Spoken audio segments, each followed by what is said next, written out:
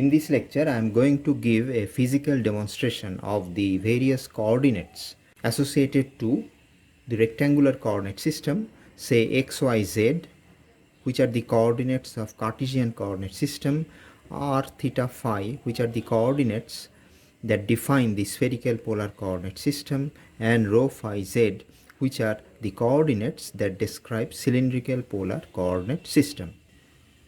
This is the origin, this is the x-axis, this is the y-axis, and this is the z-axis. Let this be the point under consideration, and we will draw perpendiculars from this point on the x-axis, the y-axis, and the z-axis.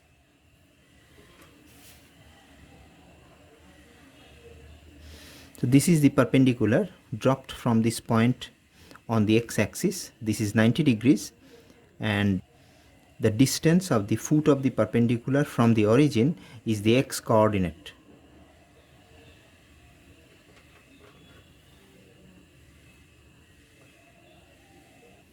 This is the perpendicular dropped from this point on this y-axis. This is the foot of the perpendicular. This is 90 degrees, and the distance of the foot of the perpendicular from the origin is the y coordinate. So this distance is y.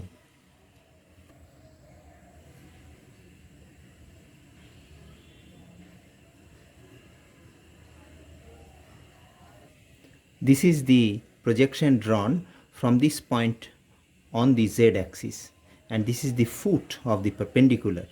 So this is 90 degrees, and the distance of this foot from the origin is the z coordinate. So this length is the z coordinate. So let us make a gist. This is x coordinate, this is y coordinate, and this is z coordinate. This is the x-axis, this is the y-axis, and this is the z-axis. Consider a point in this space. Let us join this point to the origin.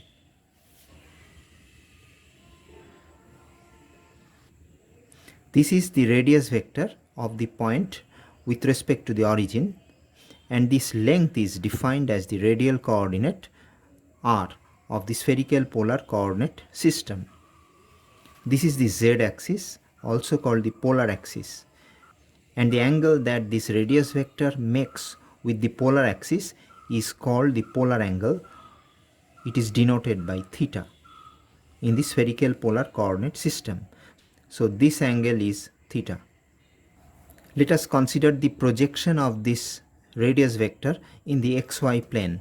This is x-axis, this is y-axis, so this is the xy plane. This is the perpendicular drawn from this point on the xy plane. This is the foot. Let us join this foot to the origin.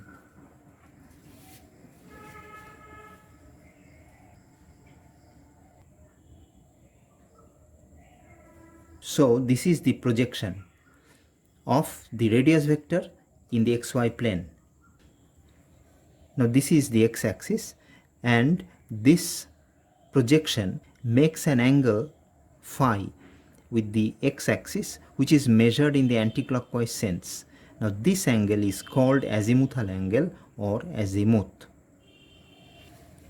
So let us make a gist. This distance is r.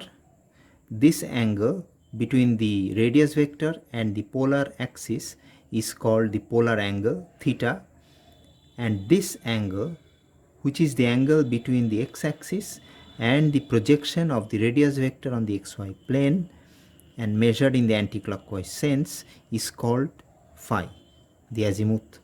Let us consider the projection of this point on the z-axis.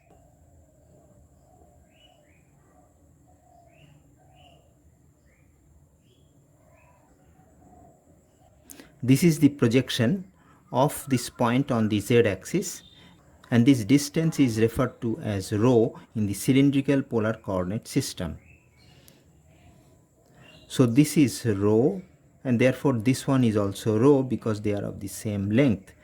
they represent the separation between these two lines. This line is the polar axis, the z axis, and this line is in fact the projection of this point on the xy plane. They are parallel, so these two lengths are same. So if this is rho, this is also rho. So we have defined rho. So rho is the distance of this point from the z axis. So this is rho, this is phi, and this height is z, or this height is z.